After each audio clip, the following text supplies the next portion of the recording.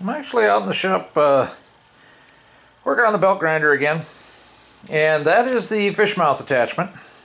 So I figured I'd give a quick walk around on that, and it looks like everything's sagging, but it's just simply the table is not not level, so it looks like it's leaning down to the left compared to everything in the background. But anyway, first thing I noticed as soon as I put it together was that bolt there. I've already cut the head off, and as you can see, it's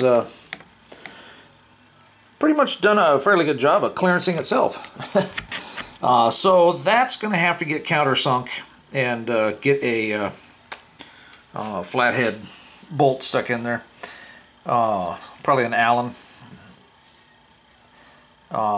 And talked to Dave. He said he's been countersinking these holes. We'll put flatheads in there too, just to make sure the clearance, because as you can see, we've got it pretty tight.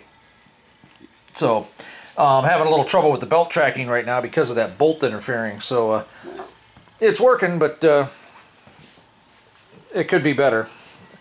So this is, I picked up some new bolts. There's basically the flathead, the countersink. That's what I'm talking about. That'll go in for the motor in the lower part of the tension arm there. So I picked up shorter 1/2x13s to put in here, and I countersunk this plate and mounted those in, so that way this tool rest can overlap that. Okay. So then to align it, I just loosened the 2 silver bolts up there and raised this up, and I don't know if we can kind of see it there. Basically, you just raise it up to where the 2 middles line up, and you might have to do a little test grinding to make sure your fish mouth is centered or whatever. But and the other change, as long as I'm here, this still has a good bit of wobble in it. Okay, in fact, you can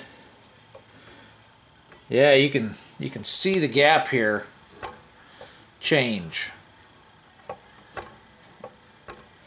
Yeah, I didn't notice that earlier. Interesting.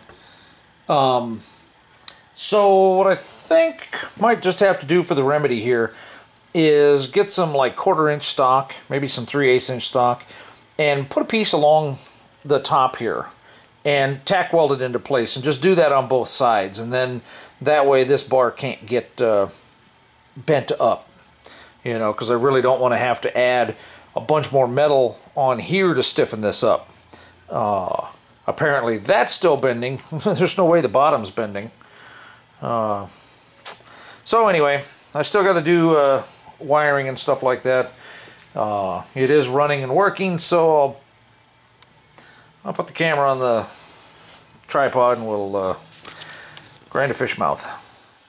All right, let's turn it on, and I'm not sure what RPM.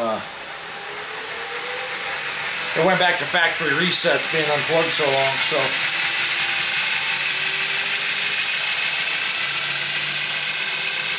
that's why it's got such a slow ramp up. It's running about 2,000 RPMs, 22, 23, and the coping or the fish mouth, basically you just push it straight in.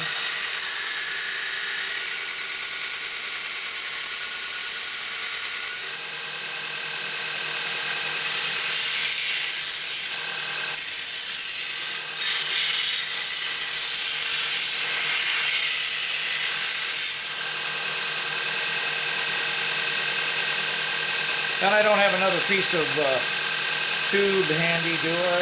I don't think so. That's pretty close. Let's put that off. Oh, that's pretty darn close. This diameter is slightly bigger than the than what's on there, but it actually mates up fairly well, partly because of the angle of the belt takes off in both directions there. That makes it just a hair wider. So anyway, yeah, wow, just try that again. You can hold it at different angles. It will actually push the belt sideways a little bit as you're doing it. Just got to be careful. And this is extremely thin wall tubing. I didn't feel like I didn't have any of the right size. This just happened to be handy. I didn't see any reason to kill a better piece of metal. So anyway, it's alive and it works.